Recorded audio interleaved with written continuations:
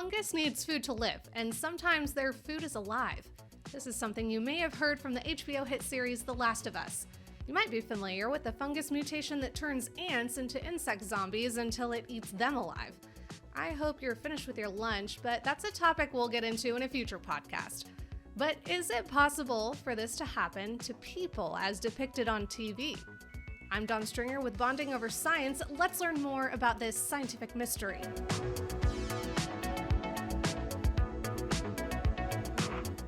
Hello and welcome to the pilot episode of the Environmental Molecular Sciences Laboratory new podcast, Bonding Over Science.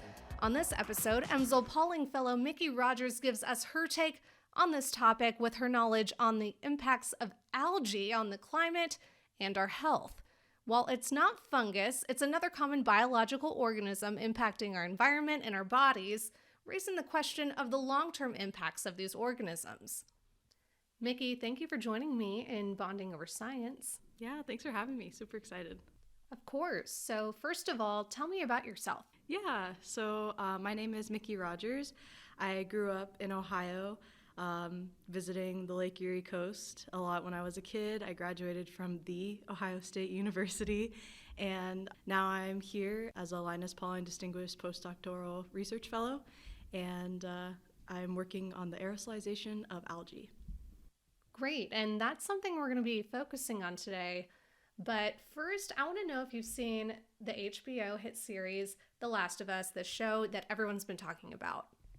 I haven't yet seen The Last of Us, but my partner and I are waiting impatiently to just binge it all entirely when it's done. Sounds like a good plan. And if you're not familiar with the show, our listeners listening in, it's about a human-eating fungus that turns people into zombies. Obviously, a very dramatized version of this fungus. And Mickey, we want to know that if any of your research parallels the concern of the health impacts of something like algae going into the air. I want to preface this with most algae is really good algae. It's good for the environment. It feeds our ecosystem. A lot of Earth's creatures depend on algae. But there is some algae that comes from that are known as harmful algal blooms that can release toxins that can contaminate the water. But recent studies are really showing that these can actually end up in our air too. And so if these toxins from these certain species of algae end up in the air, there is a potential health threat there. What kind of health impacts are a concern? If a lot of these toxins that are being released from algae can cause different issues. Some of them can just be respiratory issues that impact breathing and the lungs, but there are some of these toxins that can actually be neurotoxins, and they can come up and actually impact brain function, which is a pretty wild recent finding that people are studying. So not as traumatic as a zombie fungus, but definitely something that we want to learn about, and that's why you're here. Yep, exactly. It's not as wild as zombies, but maybe a close step to zombies. Well, that's good to hear. Now, explain how the algae actually goes into the atmosphere. There's different ways the algae can be immersed into the atmosphere, but the main way I'm studying is in the water when there are waves that kind of crash and form. It entrains or pushes air bubbles into the subwater. And as these air bubbles rise up to the surface and burst, they can spray what is at the ocean or the lake or at the water surface into our air. And so this spraying action of these air bubbles that get trapped from waves crashing and forming is how things from the bulk of the water are getting sprayed into our atmosphere.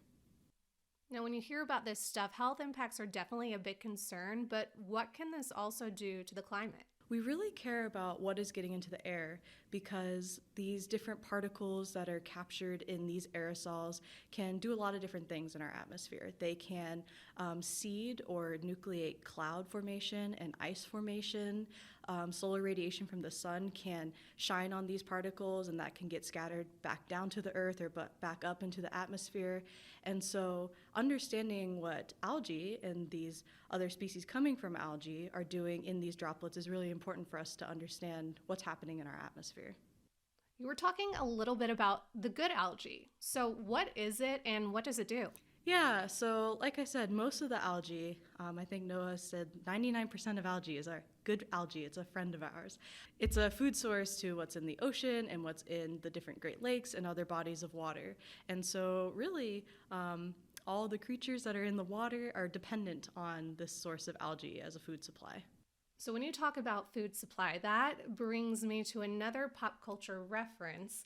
You see in different sci-fi shows where people in outer space use algae to make food, or there's an algae wall at their space station. Is something like that also a little dramatized, or is that a future that we can see? I think that is definitely something that could be in the future. I recently saw on LinkedIn that people are making glass pane office windows and putting algae in them to grow. And so over time, of course, the glass panes are going to be green because they're going to have algae in them. But they're using these glass pane windows to grow algae because these algae can be useful for other things such as food. Algae is also important for carbon sequestration, which is a really big topic right now. And people are using algae for other uses such as bioplastics or even biofuels too. How did you get interested in this subject? Because it's a very specific research area. So I mentioned in the beginning, I kind of grew up visiting the Great Lakes, Lake Erie coast as a kid. And I remember just seeing all the green, slimy gunk basically in the water and not knowing what it was. And so that always intrigued me. And I learned later through schooling, oh, these are algae, and they can cause harmful algal blooms up in the Great Lakes. And eventually, when I started my PhD, I joined a graduate group that kind of studied atmospheric surface chemistry. And so that's when I learned about aerosol. And so coming here to PNNL, I kind of paired the two together, thinking about algae in aerosol or algae in our atmosphere. So how has working with EMSL helped you with your research? There's a really great team here called TAP, Terrestrial Atmospheric Processes, and I'm a part of this group now, and they are true experts in understanding aerosol. And so the expertise that I'm bringing is kind of understanding a bit more about this biological aerosol field and understanding how algae is getting into the air. And so because this great team is already established here, they already have perfect equipment and instrumentation to understand aerosol. And so I'm using this equipment and instrumentation to understand my part of the piece, which is algae in aerosol. What equipment and tools do you have access to at EMSL that you don't at other places? In my graduate research, I didn't have a lot of access to imaging tools, but here in the lab we have access to scanning electron microscopy, which is a really great tool to help us visualize these algal particles that are getting up into the air. And based off of the visualization, we can understand their morphology, we can understand their chemical composition, and it can kind of help us to understand what these algal particles might be doing in the atmosphere and how they might be participating in things like cloud and ice nucleation that I mentioned earlier. What is your biggest hope for algae in the future and what we understand? Yeah, so there's kind of two parts to this algae in the air investigation. So we kind of talked about the algal toxins that could be getting into the air. And I think just making more awareness of this field that's relatively understudied is really important for understanding the health impacts. We just are kind of coming out of this pandemic, and that made us think about what's in the air, and we started thinking about wearing masks so that we can protect ourselves from what's in the air. And so maybe during certain extreme weather events like monsoon season or hurricane season where more algae might be kicked up into the air, there might be a new consideration to wear masks during this time. So maybe new policies could be considered when it comes to airborne algae. But also, like I said, algae, a lot of algae is great. And so thinking about this good algae and kind of putting it in this light of carbon sequestration and how we can prioritize using this natural carbon source and sequestration tool is another thing that I want to achieve in my fellowship. It seems like that's something that could change the world. Yeah, I say it a lot, but I really mean it. I think algae are the future. And I think that, bringing more awareness to algae, maybe even if it's initially about the toxins that might be released, that's at least bringing awareness to algae. And then maybe shifting the attention to the benefits of algae could just get people more interested in it and supporting the research, because I really think that algae can do a lot of different things that we need in the world. Now I want to know, what's your biggest fear when it comes to learning more about this algae? I guess one of my biggest fears is there's a lot of research and awareness of how algae can contaminate the waters, but I'm worried that maybe in my research findings I will find out just how concerned we should be about algae being in the air, the harmful algal bloom toxins being in the air at least. Is there anything else you want the world to know about algae? I think I want people to know that algae is a really amazing, resilient, natural resource that we have. And I think more and more research is being focused on it as we need more renewable sources and natural carbon sequestration sources. But I still think it's relatively untapped. And I think that a lot of research could be focused on it, and we could help save our planet by focusing on algae.